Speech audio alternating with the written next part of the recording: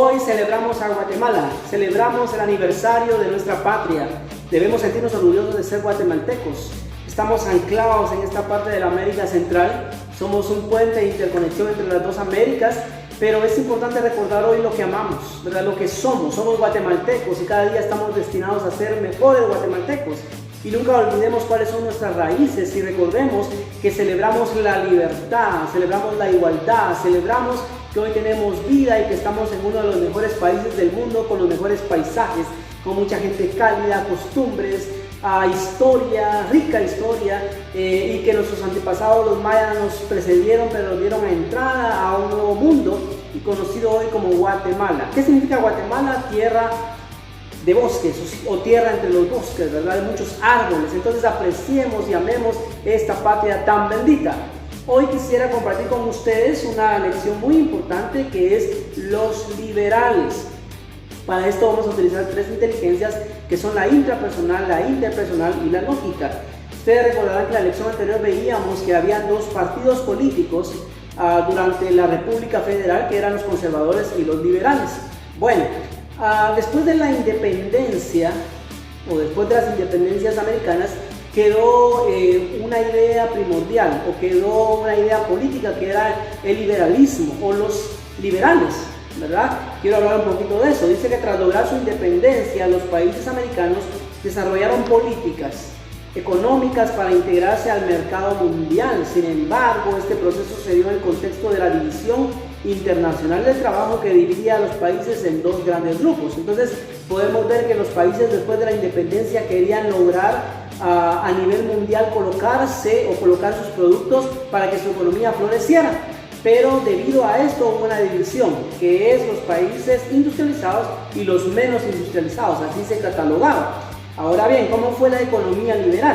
Entre 1849 y 1900, las élites modernizantes vinculadas a sectores políticos de los países latinoamericanos emprendieron reformas económicas de orientación liberal. Estas medidas tenían como objetivo principal superar las estructuras económicas y sociales heredadas de la colonia. Querían transformar algo, querían desarrollarse más, formar un mercado interno y un sistema económico capitalista de libre mercado e impulsar la fácil inserción de los países latinoamericanos a la economía mundial. Para lograr esos fines, los reformistas promovieron medidas que pretendían construir vías de comunicación y eliminar formas tradicionales de la propiedad de la tierra. Entonces estas medidas se querían hacer para lograr que la economía guatemalteca, por supuesto también la economía americana, pues influyera en el resto del mundo, y eso tomó forma en la ideología del capitalismo, que pretendía de alguna manera desarrollar de una manera completa al individuo. Ahora bien, en este caso de los liberales había una economía llamada agroexportadora, que significa que lo agrícola iba a poder ser exportado a otros países y por supuesto iba a haber una apertura de mercados y la baja de aranceles para que estos productos se pudieran comercializar.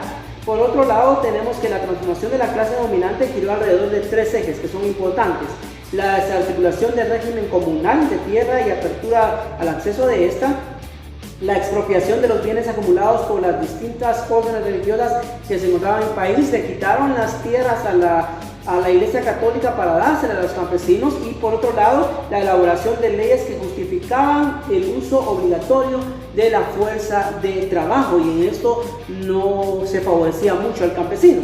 Entonces podemos ver algunas cosas importantes acá. Por ejemplo, los gobiernos liberales estaban convencidos de que el incremento de la producción para exportación era la principal vía de desarrollo. Mientras más produzcamos y logremos exportar, entonces vamos a desarrollarlo.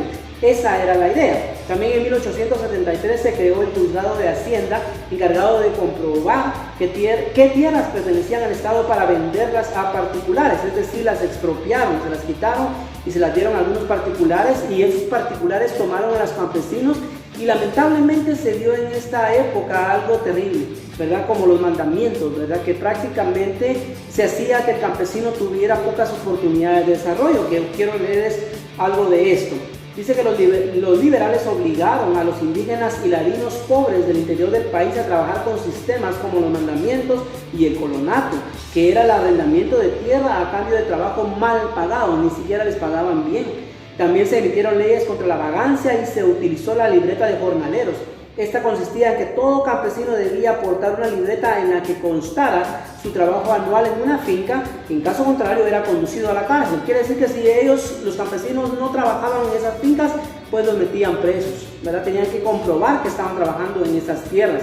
Por supuesto, mal pagados, mal retribuidos y con condiciones terribles para el campesino.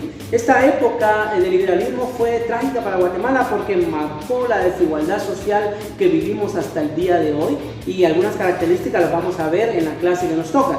Así que, chicos, les invito a conocer un poco de la historia de los liberales y que podamos seguir aprendiendo a cómo ser cada día mejores personas. Así que qué bueno poder saludarlos, que estén muy bien. Hasta pronto.